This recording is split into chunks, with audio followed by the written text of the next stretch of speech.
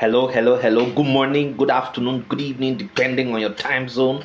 Welcome to my channel. My name is Ogbanje Joseph. Please subscribe to this channel, share, like, as well as drop a comment on the comment section. So today we're going to be looking at the categories of pressure groups existing in Nigeria. Categories of pressure groups existing in Nigeria. So now, there are several categories of pressure groups existing in Nigeria. But for the purpose of this video, I'm going to be sharing four categories of pressure groups existing in Nigeria's political system. They include number one, specialized research and advocacy groups. Specialized research and advocacy groups. Now, these are few, these are few without membership base, okay? But they are very effective and they serve as think tank, okay, for research and policy advocacy, and of course, they help policymakers, to ensure that policies and programs that are churned out are to the best interest of Nigerians. They have easy access to the Nigeria policymakers and have established cordial relationship with the foreign donors. Now, examples of these pressure groups, include Center for Democracy and Development, that's CDD, Center for Advanced Social Sciences, CASS, African Leadership Forum, ALF, then Center for Research and Documentation, CRD, etc. Now, some of these organizations do not only participate in drafting, key policy documents for the government, but they also consult for regimes on governance, economic, security, and development issues. Now, in a nutshell, these organizations share similar characteristics, in terms of influencing, in terms of influence over policy formulation, you know, policy formulation. They have contributed significantly through research and advocacy, to deepen democratic practices in Nigeria. Okay, so that is actually the first category of groups that we have. The second category is called specialized human rights and democracy advocacy groups. Now, these are organizations that are founded by individuals, mostly during the military regimes. Now, democratic credential within these types of organizations is usually poor. Now, most of them do not have members, but few board members that are appointed by the founding directors. However, they specialize in, redressing and campaigning, against gender and human rights violations, while majority of them are donor driven. Okay. Now, few of them, like Gender and Development Action, okay, that is GADA, Women Advocacy Research and Documentation Center, WARDC, Human Rights Law Services, okay, etc., are fairly active in policy influence and less donor driven. Nevertheless, most of these human rights and democracy, democracy focused organizations are yet to be transformed from adopting military advocacy strategy in their dealings with democratic, government. Hence, their limited contribution to the democratization process in contemporary Nigeria. Okay.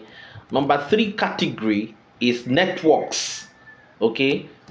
Networks and coalitions.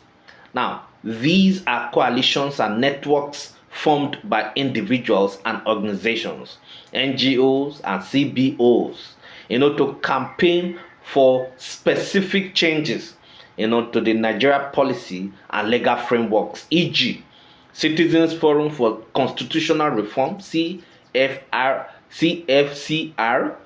established to campaign for a nationally acceptable Nigerian constitution. Electoral Reform Network, ERN, set up to campaign for a legitimate national electoral law. Transitional Monitoring Group, TMG, set up to monitor transition programs. Members of these coalitions and networks come from different types of civil society organizations identified in this video, and each of them, each of them has more than 100 organizations as members across the country. Other characteristics of these coalitions include elections of officials by members. Majority of them have strong internal democracy. However, regular elections depend on availability of funds, as most of these organizations depend on donors and not membership dues, for survival.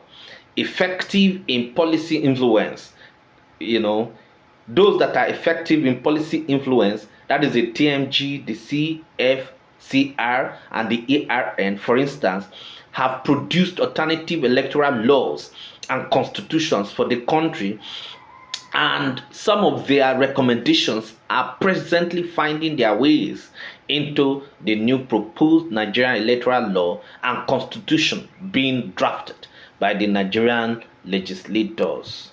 Okay, now another category of group that we have is trade unions and professional bodies. Now, these are organizations established to influence policies in favor, of their members. They are very active in influencing economic and less of political policies.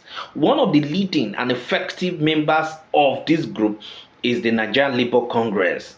It has a vibrant internal democracy, financially viable, less dependent on foreign donors, and is popular in mobilizing Nigerian workers, to go on strike when the need arises. And the government is aware of this, of this strength, and it is well respected for it. However, this strength has not been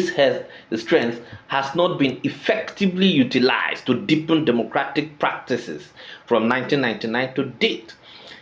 Some of these organizations are beginning to collaborate with pro-democracy organizations on governance and human rights issues, but such collaborations, have been less effective.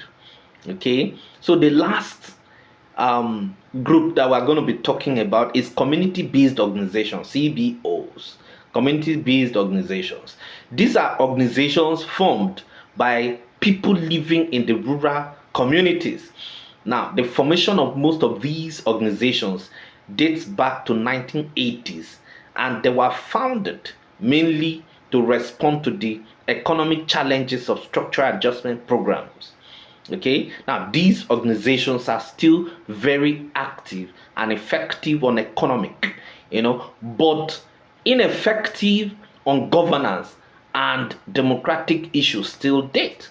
So there is also a strong disconnection between this group and the effective urban-based pro-democracy research and policy advocacy organizations. And for these and other reasons, the CBOs have been less effective in influencing democratic practices at the local government level. Okay, so these are the various categories of pressure groups that we have in Nigeria. Thank you very much.